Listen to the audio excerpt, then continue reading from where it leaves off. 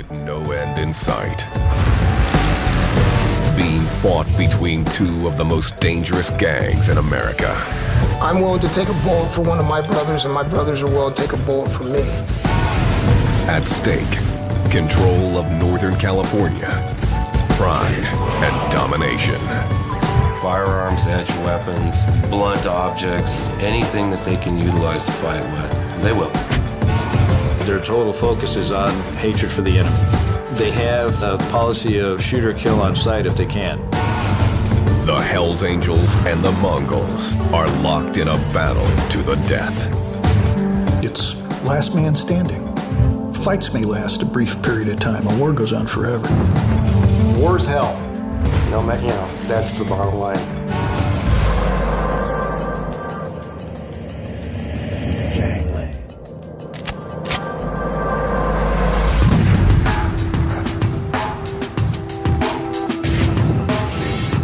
San Francisco, California.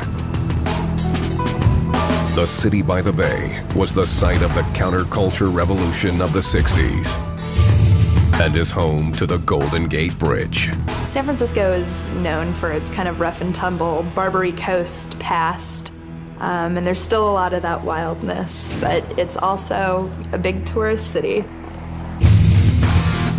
Today, this ever-changing city has become something else. San Francisco is the latest front in a long-running battle between two of the most brutal outlaw biker gangs in the world. The willingness of each gang, the Hells Angels and the Mongols, to use violence for control is one of the things that characterizes those gangs as criminal street gangs. There's only one goal in this war. Kill each other. However often they can get the chance. Doesn't matter where it is. Doesn't matter if it's at Disneyland in the middle of summer with school out and 50 or 60 busloads of kids there. When they happen to run into each other at a roadside rest area or a restaurant or a bar, it's like mixing oil and water. The fights are erupting not just in San Francisco, but across California. The Hells Angels control the northern part of the state, the Mongols the southern region. But neither is satisfied with the imposed limits. Traditionally, San Francisco has been Hell's Angel country. I mean, this is their turf.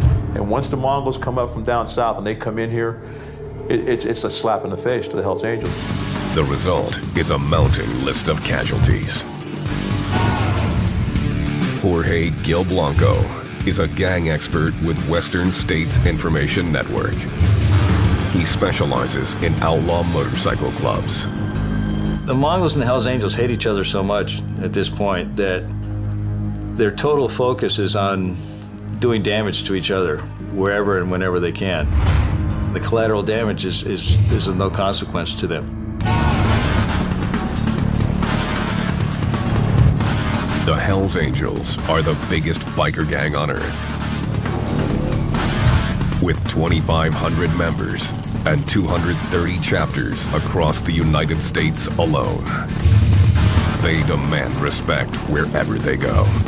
I don't call it respect, I call it fear and intimidation. Everybody is, unless they're another member, they're fair game, they're just prey. Anthony Tate, who worked undercover for the FBI, is one of the few men to infiltrate the Hells Angels and live to tell the tale. He even fooled the Angels' legendary leader, Sonny Barger.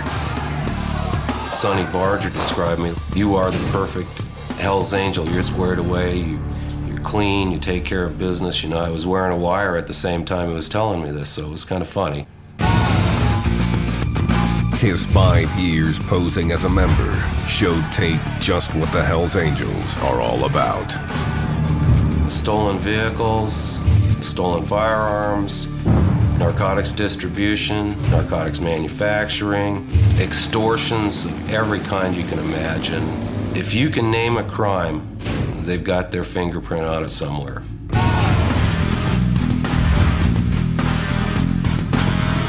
The Mongols are the Angels' biggest rival. and their cutthroat attitude makes them a dangerous enemy. To let you know that a Mongol will always win. A Mongol will always come out on top. You know, if I'm down, I'm gonna get up and keep coming at you until I can't do it anymore. The Mongols are smaller in number. With just 500 members and about 12 chapters in the U.S., they're outnumbered by 5 to 1 when compared to the Angels. I love to kick ass. I'll come at you with a smile, but I will fight you just because it's cloudy outside. You know what I mean? That's what I like to do. When a club is at war, you're going to do whatever it takes to protect your family and your friends and your brothers. If you see each other in bars, you know, the shit's still on. Roger Penny is a veteran Mongol and the gang's former national president.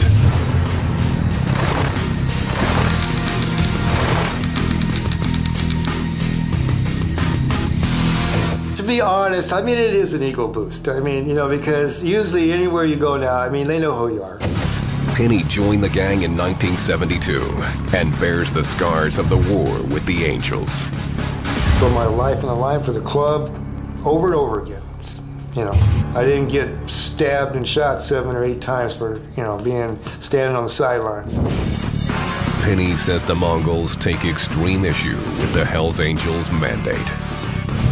If I want to ride a bike and I want to put on a patch, I'm not going to have somebody tell me where I can ride and where I'm going to go. You know what I mean?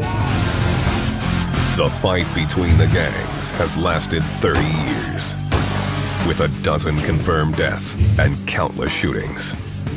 We're at war. I mean, basically, everybody knows that, and that's what's going to happen. But when you're at war, that's just the price you pay. September 2nd, 2008. The Dirty Thieves Bar in San Francisco's Mission District.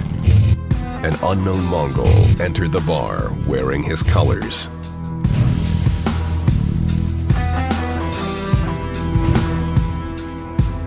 With the local Hells Angels clubhouse less than a mile away, he seemed to be looking for trouble.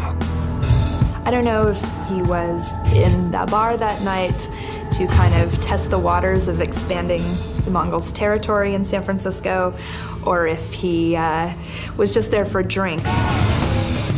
10:30 p.m. A group of Hells Angels arrived to take care of business. Taking care of business, it could be anything from killing somebody and burying them, or, you know, killing somebody and dumping their body. Mark Papa Guardado, the Angels' San Francisco chapter president, was among them. Papa had a reputation for brutality, and he wasn't about to put up with an enemy in the heart of Hells Angels territory. There was some sort of conflict between him and Mark Guardado, and they went out into the street. They had a little bit of a wrestling match. The Mongol stabbed Guardado 4 times, then pulled out a gun. Witnesses said that they saw the fight, they saw them kind of grapple. Suddenly, shots rang out. Mark Guardado was hit in the head and chest. He fell face down in the street. Witnesses were stunned as the Mongol fled the scene of the crime on his motorcycle. The fact that he rode off on a motorcycle definitely raised some suspicions that there might be a biker war brewing. The Angels' code demanded that they seek revenge. Everyone on both sides and the city itself knew what was coming. They're going to do whatever they want. It doesn't matter what society says or the law says. They got their rules. Nothing else matters. But once that first punch, or that first kick, or that first bullet goes flying, it's too late for talking. San Francisco. Residents call it simply the city. Tourists who flock here to see the Golden Gate Bridge, cable cars, and Chinatown call it Frisco. It's also the front line of a brutal gang war between the Hells Angels and the Mongols Motorcycle Club. They hate each other, they won't do business with each other, they'll kill each other when they can. The two gangs are sworn enemies, but each started peacefully right here in California. They originally started, most of the clubs started as just to ride, to have the freedom of riding. The Hells Angels were founded in 1948 in San Bernardino, 400 miles south of San Francisco. The San Francisco chapter was formed 6 years later in 1954. Over the next 2 decades, the Hells Angels would build themselves into the most powerful motorcycle gang in the world. The Hells Angels view the world as kind of a them versus us proposition. You and I are citizens. We're not members of the Hells Angels. As such, we're some kind of lesser life form. In the 1960s, the Hells Angels set up chapters across the United States and had no trouble finding recruits. There is a big attraction there. There's the drug attraction, there's the violence, there's the women, and it's pretty much the attitude that we can do whatever we want, whenever we want, and get away with it. And nobody can stop us. The Angels were a force, making money by dealing drugs and defending their turf by any means necessary. But they would soon be challenged. In the 1970s, the Mongols Motorcycle Club roared to life in Montebello, California, taking its name from Genghis Khan's ancient warriors. It was a tight-knit group of ex-veterans and friends. They got together and they designed a patch, and they went from there. Roger Pinney joined the gang after a tour of duty in Vietnam. When I came back from Vietnam, I had this thing that I couldn't cure. It was like a rush for excitement, because I just went through a war, for God's sakes, and you just live on the edge, so to speak. The open road, outlaw image, and partying drew him in. Riding with the Mongol horde made him stay. You can imagine being in this long, stretching highway with hundreds of bikes and the roar of engines, and everybody's with you. We're all the same group. We're all Mongols. By 1973, the former platoon leader, Pinney, had risen to the rank of Los Angeles chapter president.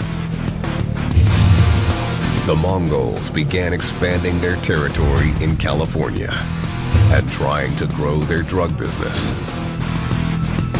They're involved in the illegal drug trade in the sense from anything from small amounts of either methamphetamine, marijuana, dealing to pound dealing, kilo dealing quantities. The Hells Angels noticed, especially when the Mongols modified their colors.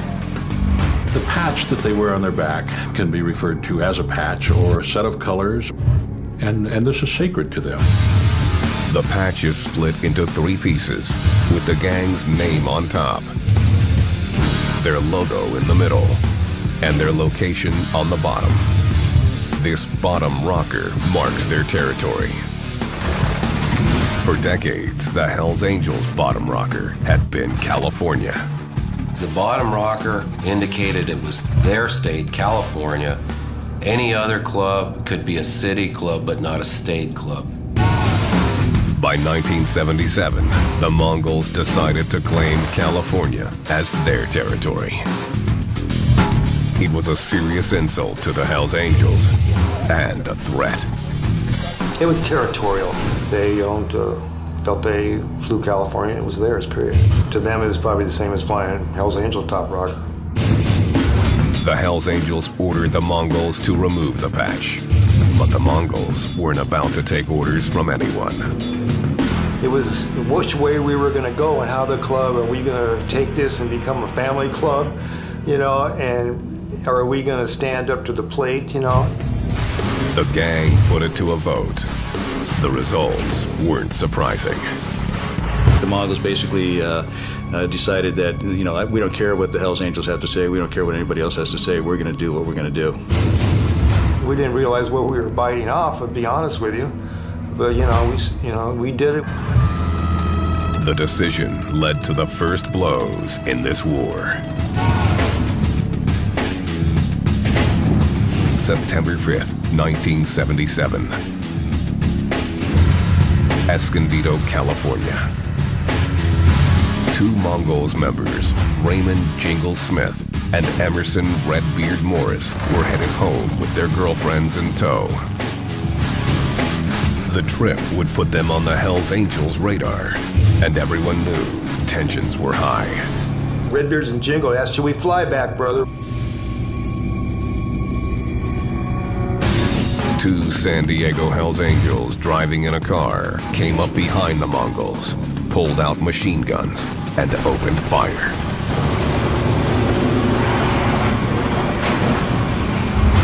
The Mongols were blown off their bikes. Both of these Mongols were killed. Both of the old ladies were shot up, one of them paralyzed, but both of the women survived.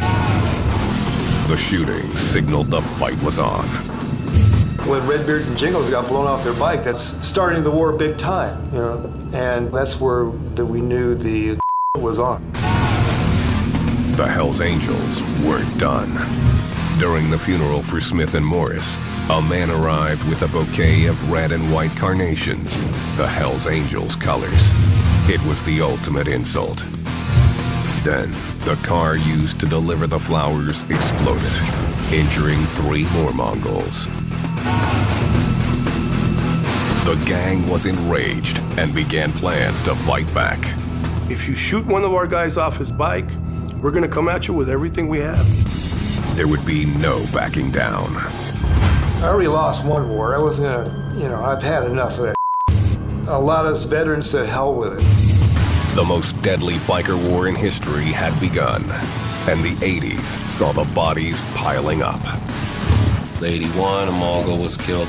82, 2 Mongols were killed. 88, there was another Hells Angel stabbed to death on the Queen Mary by a Mongol member at a bike show.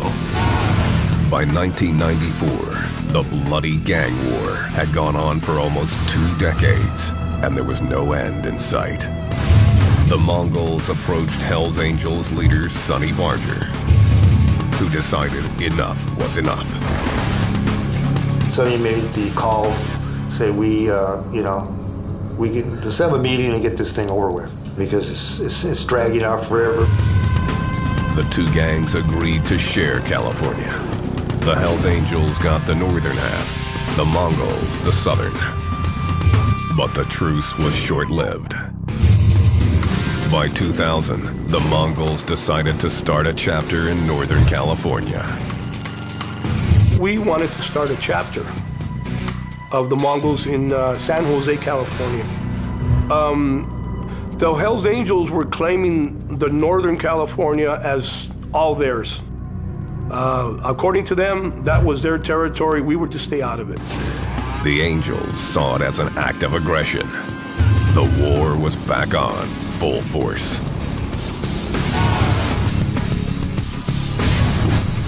April 27th, 2002.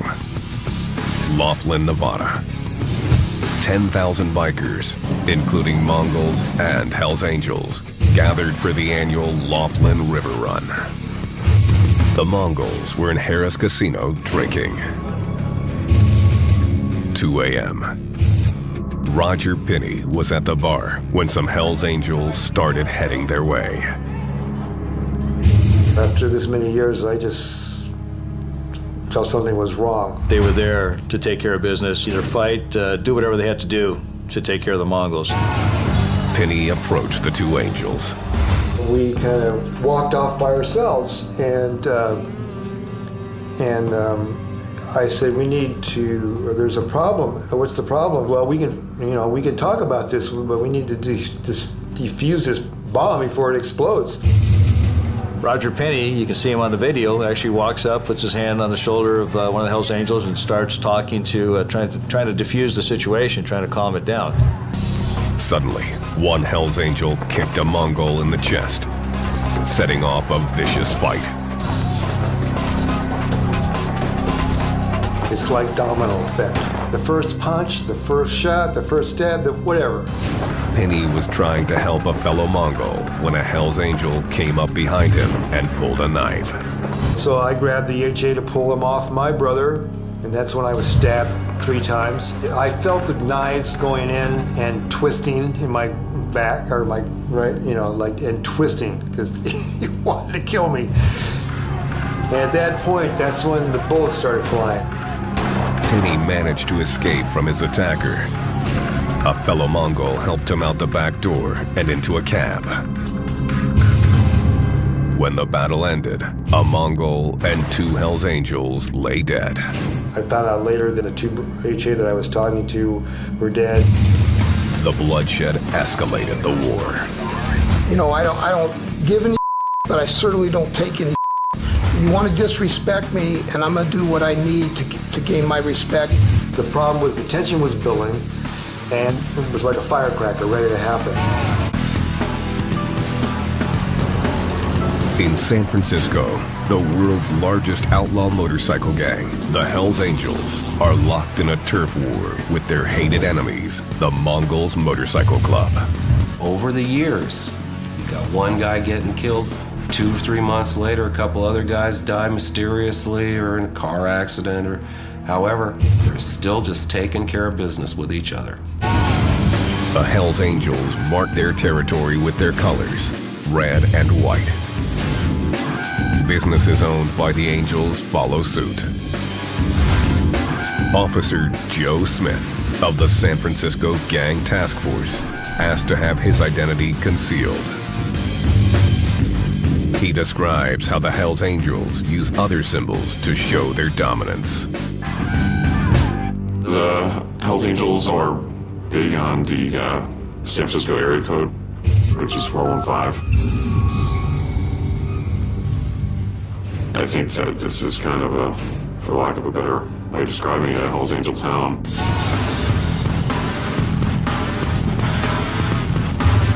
Anthony Tate, who worked undercover for the FBI, spent 5 years posing as a Hells Angel. I never had to kill anyone. I beat up a number of different people, but that was just part of everyday business.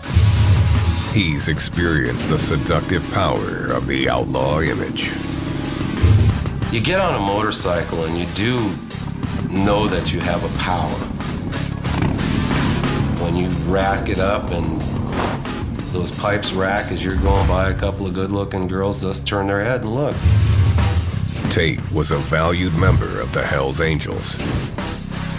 I had explosives and demolitions and firearms experience from the military, and so that's a pretty well-rounded package in their book.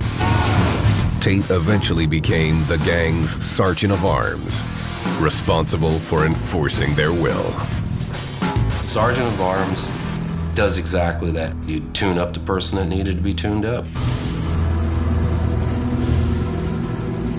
It's just the way it is. And hopefully that person survives through that conversation. The Mongols operate the same way. I'm what they call a club enforcer. When there's people out there who don't really agree with what has to be taken care of, I make sure that they agree with it. I don't take no for an answer. The gangs reserve their most violent acts for each other.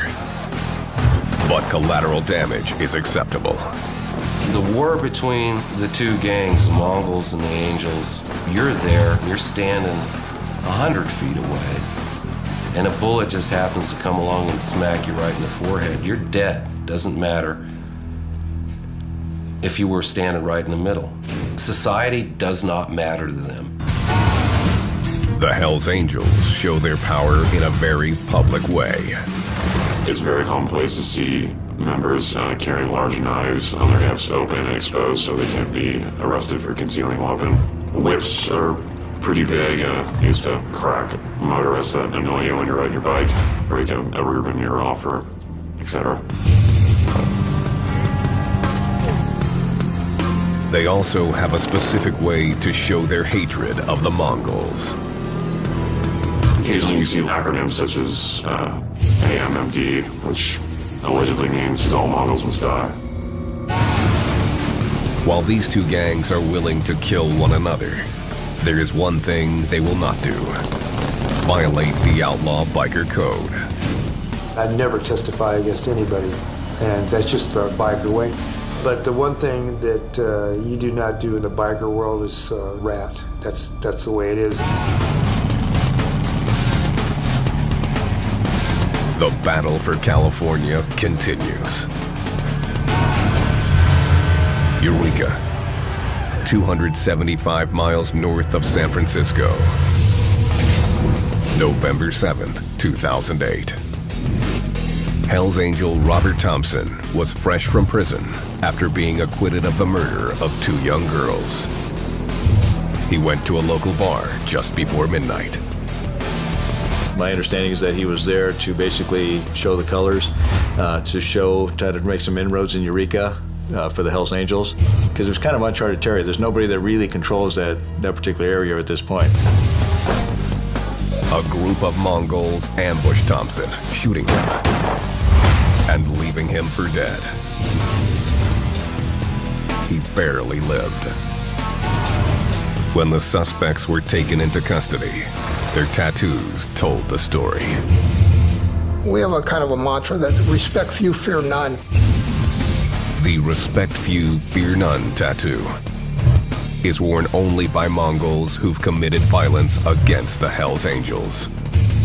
Mongols flaunt their ink like war paint. Well, the MFFM that I have right here on my chin, it's Mongols Forever, Forever Mongols. Well, when I first started, I got these on my face, and a lot of people were looking at me and saying, hey, well, what do you got that genie for, you know? So I put the Mongols over so that they know. I'm proud of my club, so I want everybody to know about it. The Mongols reward their toughest members with their highest honor. The Black Heart is given out to a brother that was wounded in the line of duty, basically, or trying to help somebody, or whatever the case. Roger Pinney has 4 Black Hearts. He earned one for his involvement in the 2002 riot in Harrah's Casino in Laughlin, Nevada. It's kind of rough to talk about because, I saw a lot of people hurt for no reason, But I stood up, I did my thing. Following the casino battle, the Mongols adopted a new tactic in their war against the Hells Angels. They began recruiting new members from a brutal Hispanic gang known as Sureños. These new members had a vicious reputation. If they're dealing with Sureños and they get loyalty from that club, then I guarantee that they're definitely going after somebody. They're definitely going to use them for a violent act. The new recruiting push wasn't supported by all of the Mongols. They were bringing into the club their old ways, their gang member ways, and they were dealing drugs. They've taken a lot of people in without doing a good background. They've taken a lot of these wannabes that didn't even have motorcycles into their clubs, just so they could get their volume up and their numbers up. The decision made the Mongols stronger. It also made the gang more volatile and dangerous. The Mongols are more of a loose cannon than the Hells Angels would be. The younger guys are the ones that are probably going to be quicker to react. We were a different club after Laughlin. We were a lot harder. We had to be. So when it came down, we were much more prepared, shall we say.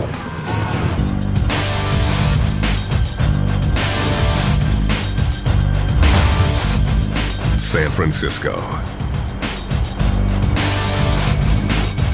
The city by the bay is the scene of a brutal turf war being waged by two outlaw motorcycle gangs, the Mongols and Hell's Angels. We're at war. People look at this program like Young Hell's Angels, One Young Mongols, and say, oh, you know, who cares? We'll kill them all. The Mongols, who are outnumbered by the Angels 5-1, began recruiting from a brutal gang, the Siteweb, to help them in their fight. As a Mongol, we always try to be on the defensive.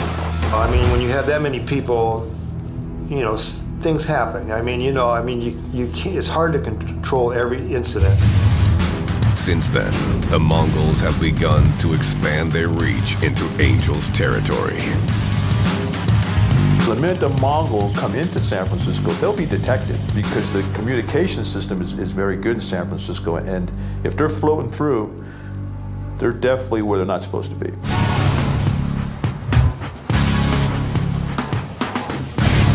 September 2nd, 2008. San Francisco's Mission District. Hell's Angels chapter president, Mark Papa Guardado, and a member of the Mongols engaged in a violent fight. There was a conflict between Papa and this supposed Mongol member outside of the bar on the sidewalk, and a struggle ensued in which the suspect produced a handgun and shot Papa. The Mongol fled the scene on his motorcycle after pulling the trigger.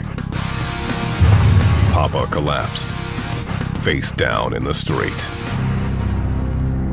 The paramedics had cut off his shirt, and you could see the big Frisco tattoo on his side. Papa was rushed to San Francisco General Hospital, where he was pronounced dead.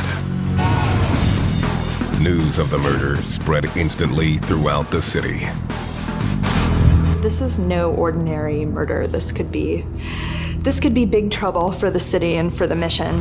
Everyone was pretty worried that it would mean a big war in San Francisco between the Mongols and the Hell's Angels. Papa was a popular, respected angel, and his death left the gang burning for payback. The Hell's Angels revered Mark Guardado. He's not afraid to take on the police or take on anybody, including the Mongols or any of their rivals. September 15th. The Hell's Angels laid Papa to rest in the San Francisco suburb of Daly City. The rumbles of more than 2,000 bikes could be heard for miles as the Angels rolled into town to pay their respects. When the actual procession started, it was about as loud as anything I've heard on the street before. I mean, the ground really did shake a little bit as the procession went by. It was fitting tribute. All day, people came roaring up on their Harleys, motorcycle clubs from all over the country and even overseas. It was the biggest funeral Daly City had ever seen, and everyone kind of wondered, is violence going to break out? Vengeance was in the air. That was a club chapter president of an internationally recognized city. And this is some Mongol that's in his town, and he gets killed by him. They've got a safe face, so it's going to get a lot worse. The Hell's Angels would retaliate. They had eyes everywhere, and they could spot a Mongol and make the necessary phone calls to round up their troops. The San Francisco PD released the identity of the suspect they believed to be responsible for the murder, Christopher Ablett. That he was a Mongol was no surprise to the Angels. When they released Chris Ablett's identity, it was kind of a confirmation of everyone's suspicions. Everyone kind of knew it was a rival motorcycle group. When the police went to Ablett's home to execute an arrest warrant, he was nowhere to be found. Police would need to find Ablett before the Angels in order to avoid further bloodshed. There was a sense after that happened that wow, this guy needs to turn himself in. October 4th, 2008. Ablett surprised everyone by walking into a police station in Bartlesville, Oklahoma, more than 1,700 miles away from San Francisco. He had been a fugitive for a month. He just walked into a police station and said, you know, I think people might be looking for me. And indeed they were. Ablett was turned over to the SFPD and pled not guilty to murder. But the case is ongoing. And the fear of reprisals remains high. The killing of the San Francisco president will add a lot of fuel to the fire. It will exacerbate the situation tenfold.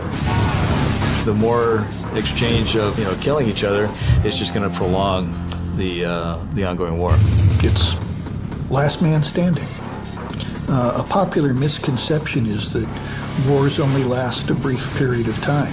Fights may last a brief period of time. A war goes on forever. San Francisco is in the grips of a brutal gang war between the Hells Angels and the Mongols Motorcycle Club.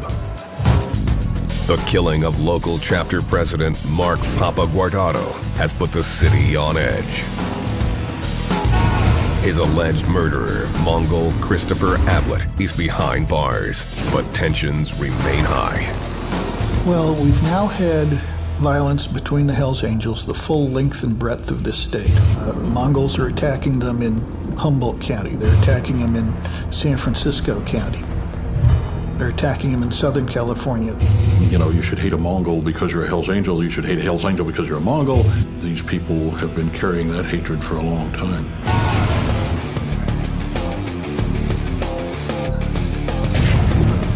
December 20th, 2008. Las Vegas, Nevada. The Special Memory Wedding Chapel. Members of the Mongols and Hells Angels unexpectedly ran into one another. One of the prospects from the Hells Angels was getting married. So you had numerous members of the Hells Angels present. And you have the wedding that's scheduled right after it, perchance, is a Mongol. The Hells Angels and the Mongols spotted each other, and a fight immediately erupted. The end result is 2 Mongols are stabbed and beat, and one of the other Mongols is severely beat. The Las Vegas police are still investigating, but say the battle shows that the Mongols and the Hells Angels are willing to go to war anytime, anywhere.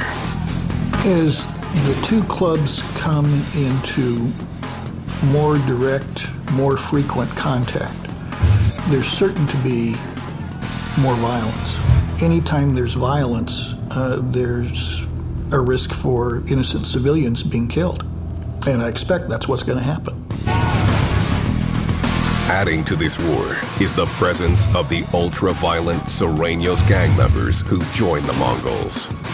These new recruits are known for their brutal acts against rival gangs. The Mongols wanted to recruit the street gangsters to increase the numbers, knowing that the street gangsters are not afraid to commit acts of violence. The vicious tendencies of the Mongols' new members could escalate the war with the Angels even further. If they work with another gang, I'm sure they got also ulterior motives to be working with that gang. And if they're tied up with the Mongols, I guarantee they will do any violent act necessary to achieve their goals. The potential for serious violence has drawn major attention from law enforcement. So far, the Mongols have felt the heat much more severely. In 2008, the Bureau of Alcohol, Tobacco, and Firearms arrested 61 Mongols and charged them with methamphetamine distribution and assaults on rival gang members. The raid revealed a 3-year-long undercover racketeering investigation. Several other Mongols were arrested here in California and Nevada. Large amount of cash was seized, weapons were seized, over 50 motorcycles seized. The news only got worse for the Mongols when a federal judge granted an injunction against the gang. If a member of the Mongols wears his patch in public, law enforcement are allowed to seize his vest. It's a major blow to this fierce motorcycle club. We're going to kill ourselves off. We're going to kill the clubs off. Right now, they've got indictments. The Mongols can't fly their patches. Well, you don't think that's going to stop with us? If they get this through, they're going to go against all the clubs, and we're going to wind up destroying everything. That's a big thing because the colors is what they live for. That's their identity. That's who they are. And they're not going to be so intimidating walking around with a Mongol's belt buckle as opposed to a Mongol's patch. The authorities are also targeting the Angels. Anthony Tate left his FBI undercover assignment inside the gang and has testified against them. One of the things I believe in is a swift and speedy justice. It really frustrated me that these guys that had committed all these murders and done all these terrible things were not in prison. They were just out doing their thing, hadn't been caught yet. Tate's testimony against high-level Hells Angels members set off a barrage of indictments. The evidence that we had taken, hundreds of firearms, pounds and pounds of narcotics, pounds and pounds of explosives from members all over the United States. The situation has been a major blow to the Angels. And with their code of silence broken, the gang has changed their Death's Head logo.